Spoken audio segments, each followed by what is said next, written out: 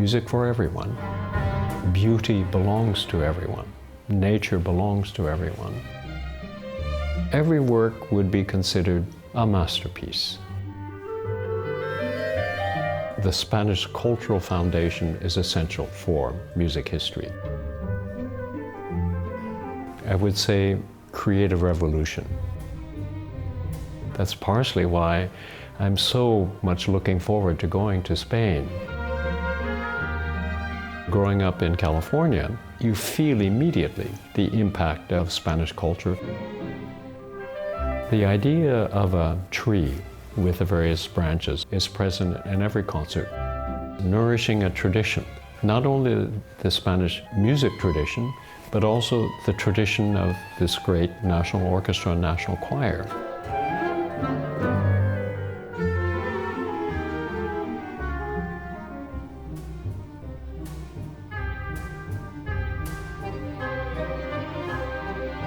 Maestro, in what spirit do you leave Germany to embark on a new chapter here in Spain? We as musicians don't always define a home as a place where a building is or where walls are, furniture. And in that sense, I'm not really moving away from Germany. Rather, through the generous invitation from Spain, I'm adding a new perspective or a new dimension or even a new focus. And this, of course, is always a very, very exciting to be able to expand as an artist, as a musician, your entire perspectives. Would you consider Spain as periphery or as one of the gravitational centers in the history of European music? In terms of music history, everyone would agree that the Spanish cultural foundation is essential for music history. So one would never say that somehow the music tradition or the culture of music in Spain is somehow on the periphery. While yes, most of the works that we are familiar with that we might call standard repertoire, many of them can be traced towards continental countries such as Italy, Germany, Spain, not only Belgium, Scandinavia, England, but also we will always be reminded that this great golden period where we refer to it as the Age of Enlightenment, Spanish culture was a key towards its expansion. So we would consider it really one of the fundamental cultural bricks of classical music. Would the famous Baroque composer Tomás Luis de Victoria serve as an example for this? Of the Baroque composers, Victoria is, of course, standard literature. It's performed everywhere. In fact, I come from San Francisco, and there's even a Victoria festival that we have. But the Spanish music history it extends much earlier. When we think about the development of Spain as a cultural entity, we have to look back to the medieval period. We need to look back very, very much, as I just mentioned, to the blossoming of Renaissance music. A theme that I'm working on very, very strongly now and have been for the past 50 years is the Kiji Codex, this very, very famous codex or collection of the greatest monuments of Renaissance music, or many of them, which originated with an aristocratic Burgundian family, but then eventually found its way to the aristocratic families of Spain. And it was from Spain where the codex was added to with Spanish composers, and then eventually presented to the Vatican, where it currently resides today, the Kiji Codex. So these are indicators. Many of the composers are anonymous because they were very much tied to the church. What is so extraordinary about Spain's classical music? Spain, because of its history, very well-known history of the Moorish involvement, Islam's involvement, the Visigoths that came down, the Celtics that came, the Burgundian extension later, Napoleon, all of these, Greece, these various elements it would be important to realize that this fabric has always been a part of a very, very rich idea of creativity.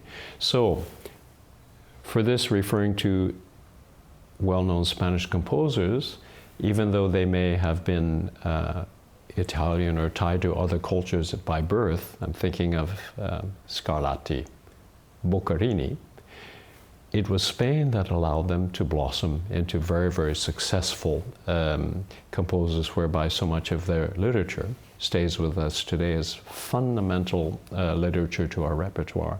And this is because of Spanish culture, which has had a notable cultural impact on the rest of Europe.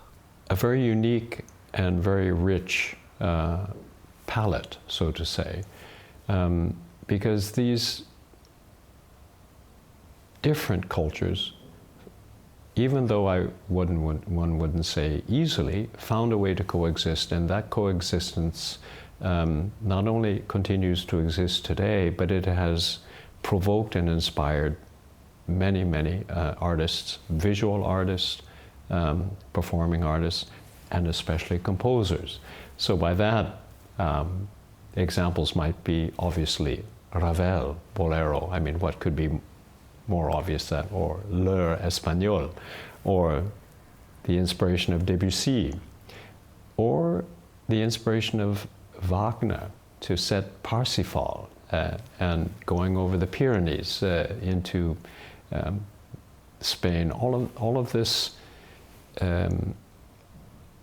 these aspects of a very, very rich cultural history, it has been inspiring artists within Spain, but also outside of Spain for centuries, and that continues today. Don't forget Carmen by Georges Bizet. Carmen, yes, of course. I mean, it's not to be underestimated how prevalent Spanish culture is. And it's also important to realize that we're not talking about the past, we're talking about today, and we're talking about the future. If you look at popular music, many iconic popular stars today trace Hispanic roots. Many film stars tied to Hollywood, even, not only artistic films, but Hollywood, mainstream films trace their ancestry to Hispanic roots. So it's something that is not only the past, it's part of the future. You grew up in California in a little village next to the ocean. What was your first contact to Spanish culture? I was born in California, but what is interesting is the area in California where I was raised. I was born in the San Francisco, Berkeley area because my parents had just completed university and had their initial professional opportunities in the San Francisco Bay Area. But soon after, the family moved back to the isolated Pacific Coast area, far, far away from cosmopolitan centers, where the original Nagano family farm was established. The Nagano family came to the United States during a wave of immigration where different cultures were immigrating to the United States, and this was at the end of the 19th century. Nagano family came over in the 1890s, but many waves of Spanish immigration, German immigration, French, Italian, Portuguese, and English. I'm citing these because my best friends growing up as a boy came from these different cultures. And how do I know this? It's become during the holidays and during the Christmas time, the families in the small village would celebrate the holidays in each other's homes. And that was a moment that each home could wear the traditional ceremonial dress or costumes of the time, play the popular music and the folk music of the time, sing and dance traditional folk dances, folk melodies. So as a member of an Asian immigrant family, we actually grew up visiting our Spanish friends who had a large ranchero, several rancheros, learning Spanish folk dances. That was my growing up experience in terms of contact with Spain, not with South America or Central America, but really directly from Spain, because this isolated little village was so heavily impacted by waves of immigration. Have you collaborated with many Spanish artists throughout your career? For musicians, it's always a privilege to work with great artists. And I've had that occasion on many times, working with great artists. And many of them have been Spanish. In the world of music, we don't necessarily think about nationality, because music, as is often said, is a universal language. So we think about artistry, we think about quality, we think about superlative culture at the highest level possible. So examples of the colleagues that I've had the great honor to work with in the past would include the legendary pianist Alicia de la Rocha, Montserrat Caballé, the great Spanish diva, Placido Domingo, the legendary tenor, Jose Carreras, equally legendary tenor, or Pepe Romero, the great Spanish guitarist. But I would also should mention that rather than thinking of sort of the past or sort of names that we equate with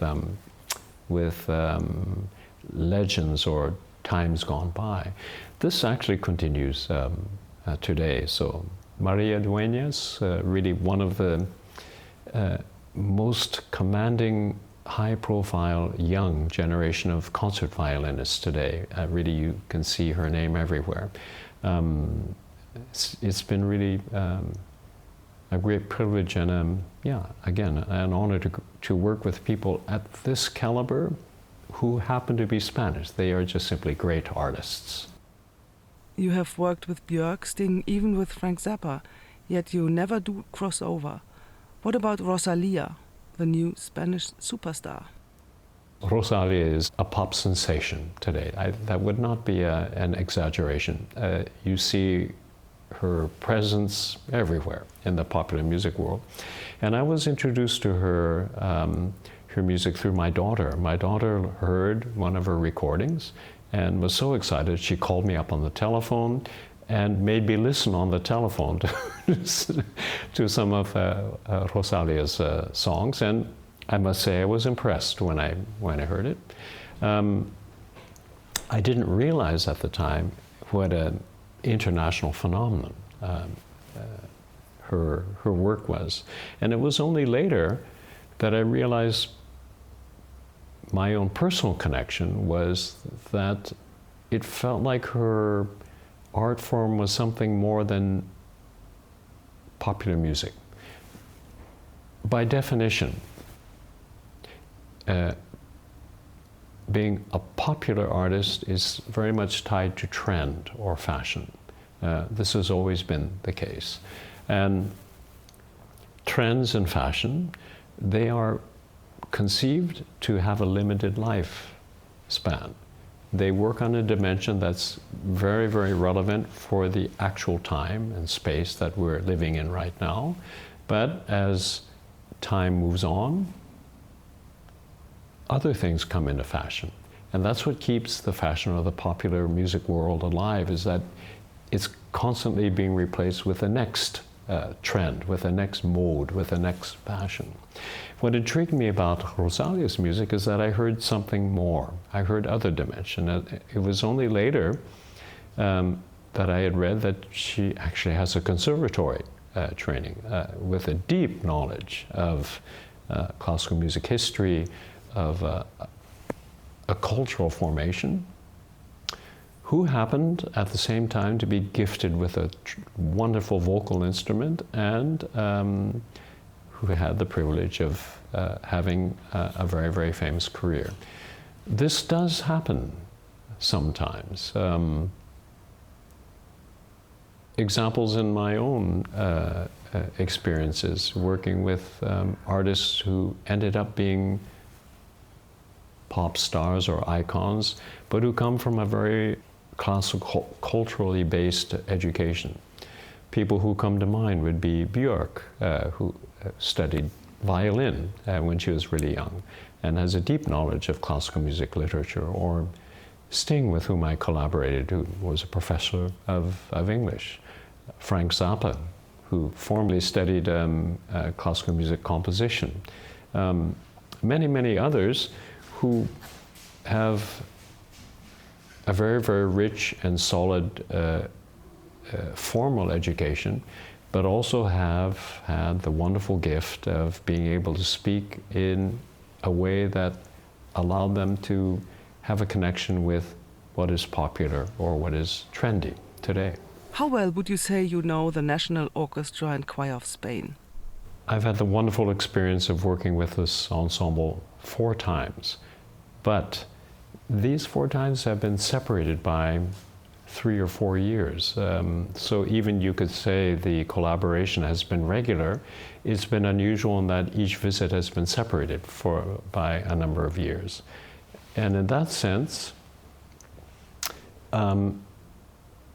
the collaboration or the relationship with the orchestra has been not only one of connection with a wonderful and important tradition, European tradition, but at the same time a tradition that's in evolution. Generation changes.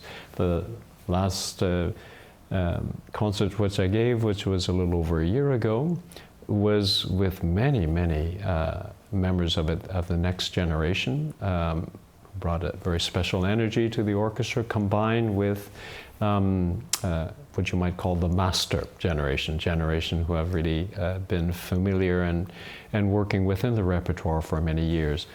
A different constellation than, say, 12 years ago when I visited for the first time. What does National Orchestra mean to you?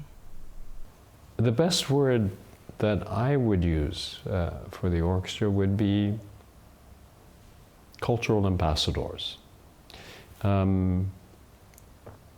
We have in the world orchestras that call themselves the National Orchestra. In the United States, it's the Washington, D.C. Orchestra, the National Orchestra. And what does that mean exactly? Is it a prestige title that you use? Is it a status statement or something saying that you represent the country? In the case of the National Orchestra and Chorus of Spain, what I have felt every time I visited until now is national in the sense of reaching out, bringing together through communication of the arts. And in that sense, you could say it's the purest form of ambassadorial work. How would you describe this singular institution? It has been explained to me and supported by my own reading and studying. As you can imagine, this past year has been heavily focused upon self-education, reading, working with professors about really absorbing the significance of Spanish history so that one has a better idea of how that affects the world today and in the future. These many, many different cross-influences through different groups that have occupied the Iberian Peninsula through the past hundreds and hundreds of years, they remain active today. That makes a mosaic that is really fascinating. This mosaic is different from countries that might call themselves, like my own, a melting pot, where different sources of immigration come together and they merge and they melt together. It's not seen so often where different aspects of influences are preserved and they form together, not a melting soup or a melting pot, but actually they form a brilliant mosaic of different kinds of spectacular, sometimes contrasting influences. Those contrasting influences make for a rich culture, but it is important that somehow an open dialogue or an active bringing together of these different kinds of integers, that they come together, yes, to form integrity. Integers forming integrity. And that is something that one feels very strongly with the National Orchestra and Chorus of Spain, that they play to a public which includes the entire country of Spain. You would not say that about other orchestras that carry the national title. They may have different reasons. But that active engagement of communication through the arts, through culture, is something that I have found very inspiring. Does every orchestra have its specific sound? In many languages, we use the word sound, or we use the word tone, to kind of have a tone. But in German, there is a word that is used frequently, that is a word, to me, closest to what every person who appreciates great classical music can understand. And it's the word Klang. Klang, yes, has something to do with sound. Yes, it has something to do with tone. But it has primarily to do with those aspects that makes music a universal art form. Going above time, going above fashion, going above trend. It's something that speaks at a profoundly universal level, and has something to do about a reflection of self-identity. I think one of the most important and moving experiences I've had.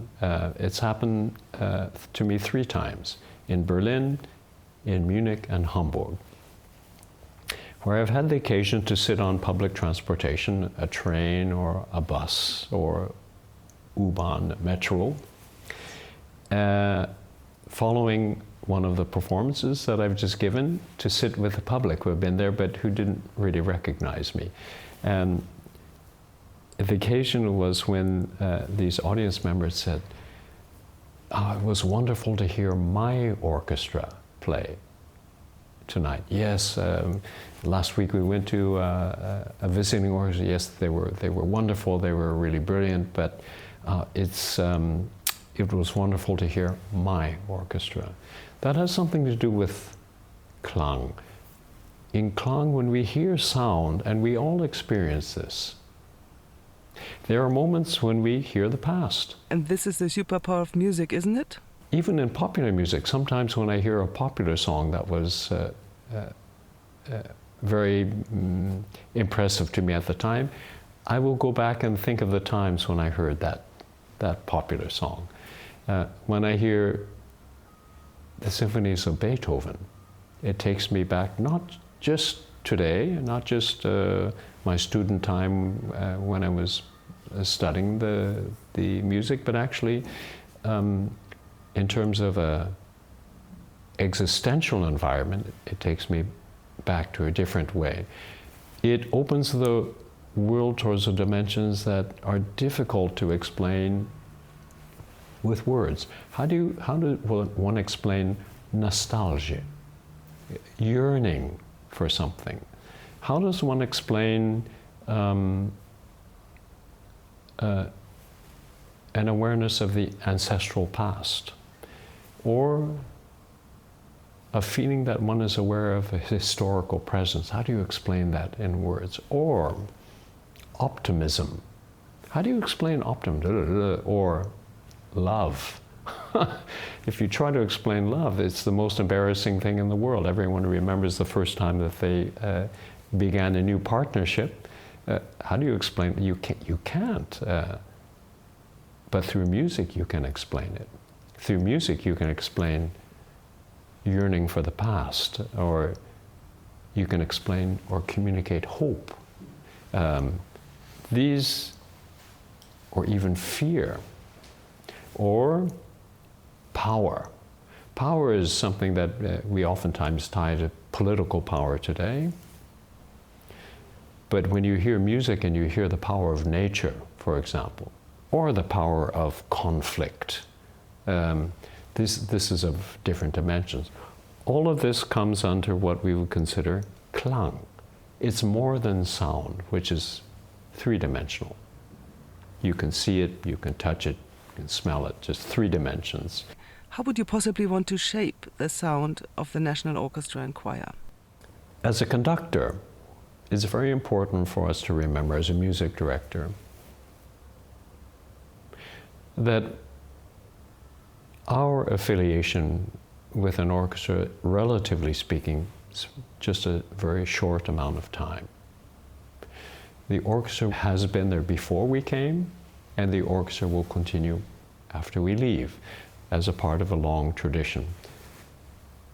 We cannot change sound, we cannot change tradition, we cannot say everything in the past doesn't count, everything in the future doesn't count. It's what we are doing right now. You cannot say that as a conductor, because it simply doesn't reflect the reality. What we can hope to do is to maximize the potential of an ensemble, so that one can listen and hear what that ensemble produces as klang, as an extension of cultural existence or self-identity.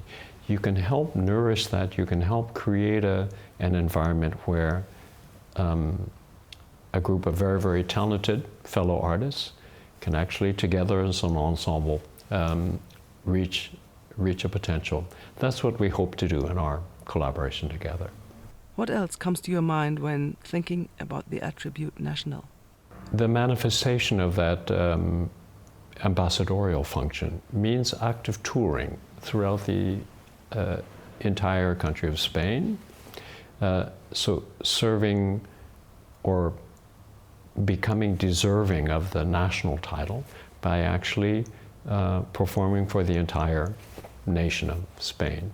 But I would say, in terms of social responsibility, it takes on other dimensions as well. The orchestra does actively tour, so not only serving within the nation of Spain, but actually sharing the Spanish culture with the international community. That is a responsibility of an ambassador, and that the orchestra does engage itself. And today, we live in the 21st century, where media, and particularly the internet, is becoming more and more present in our daily lives. So yes, there is no substitute for a live concert. It's an experience, and media or internet representation is exactly that. What I just said. It is a representation. It is not the real thing. It's virtual, and yet at the same time, that virtual contact is also important. In my own life, for example, I really wanted, in my little village, 950 people, I really wanted to go to the New York Metropolitan to hear opera being performed. But for a little farm boy living on the North Pacific, impossible. So every Saturday, I'd run out to my father, who was driving a tractor in the field, and he would stop the tractor and we would turn on the radio and listen to the live Met broadcast on Saturdays. It wasn't the same, obviously, as being able to be at the Metropolitan and experience an opera performance live. it was virtual, but at the same time, it was so inspiring for a young boy to dream, to have fantasy, to be creative, to imagine. And in that sense, the Spanish National Orchestra and Choir, they do appear in media and through internet extensions, streaming, etc. And this is something that we look forward to developing into the future. There is, naturally, a strong connection between Spain and Latin America. Will this play a role throughout your tenure in Madrid? As someone who's the third generation of immigrants to the New World, and growing up in California, the Spanish culture is celebrated and evident everywhere. If you just think of California, San Diego, Los Angeles, Santa Barbara, San Luis Obispo, Morro Bay, Santa Cruz, San Francisco, you feel immediately the impact of Spanish culture, California's history with the Franciscan monks who came and established a missionary chain, which was not only an educational base, but it gave Californians sort of cosmopolitan centers upon which the latter part of California history greatly benefited. By that I'm speaking about the gold rush, for example, which came many, many years later, or the opening into what we today call the Pacific Rim, with San Francisco and Los Angeles harbors becoming major portals towards the Pacific Rim. This is all grace of these metropolitan centers that were formed. Of course, the influence of California was relatively late because the initial waves of Spanish influence came through South America, or today we refer to it as Latin America. And whenever waves of immigration come, it's not without conflict, it's not without complications. And once again, this role of being an ambassadorial cultural phenomenon, in the sense of opening up communication in ways that words oftentimes fail us. In moments of crisis, international crisis, is when somehow words don't seem to have an effect anymore. We're not able to communicate the essence of what it is tied to our concerns or our priorities. And in this sense, one of the projects that we're working on is through contemporary composition, working with contemporary composers from Peru, Guatemala, and Mexico. Somehow tying together a relationship either through vocal music or through the imagination of a tone poem or a story told through music of current living authors and poets of the Incan language, living authors and poets of the Mayan language and the Aztec language. We felt it would be an interesting project to have, to commission a Peruvian composer and with an Incan text, a Guatemalan composer with a Mayan text, a Mexican composer with an Aztec text, and to bring these influences back into Spain. It would be a way of celebrating South America, Central American culture in Madrid, in Spain, and hopefully to share that celebration internationally, not only in Spain, but to travel the world and share these cultural creative monuments with a much broader audience. Our dream, of course, would also to take these works back to the new world, so to say. So it's a form of dialogue. It is a form of communication where very, very complex issues can be explored that, as I said before, perhaps words might fail us. So let's talk about your first season. It's a new beginning which is supposed to bring change without rupture. That sounds a little bit like squaring a circle. It's only my personal opinion. Perhaps it reflects a certain education or a collection of the influences that I've had over the many years. But as I was educated, and that, by the way, that education process continues until today, that's partially why I'm so much looking forward to going to Spain. For a person, and especially for a musician, if the learning process ever stops, then you've stopped living somehow. That learning process should be provocative and exploration, discovery. A music director's role is not to come and perform the works that he or she likes. On a certain level, who cares what he or she likes? It's a personal opinion. It's not enough. The responsibility, if you're being offered the privilege to have that responsibility of leadership of a national orchestra, there are many, many more dimensions that come into play. And these can only be fully approached through dialogue and through discussion. For the opening concert, you chose Mahler's Second Symphony. Why did you choose exactly this one? What are the roots of this opening concert, this opening program? Well, it is something that generated out of conversation. The colleagues were aware that, of course, my reputation is very much tied to the Mahler repertoire. And it was very important for us all that this initial program reflect both the National Orchestra and the National Chorus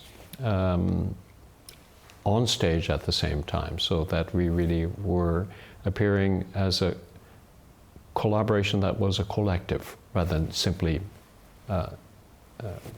one-dimensional collaboration. And it was a suggestion that perhaps we might think about the Second Symphony of Mahler as a first collaboration, obviously involving both the National Chorus and the National Orchestra. Also a work that's not performed that often because of the large forces that are required. To me, it was important that the name that's given to the symphony today, that was not the name that Mahler himself gave to the symphony, the resurrection. Today we live in a world where so many tendencies, there is such a strong tendency to polarize the use of a word or to attach connotations to the use of the word. And resurrection can have many, many connotations that actually have nothing to do with what the idea for the program was. Resurrection, somehow changing course from a way that somehow needed a different kind of direction. Or the idea is that the past is negated so that we go towards a future. All kinds of different kinds of connotations that simply didn't apply. So to me, what was most important, because most people equate the resurrection title with the Second Symphony, was to offer the inclusion of many more dimensions.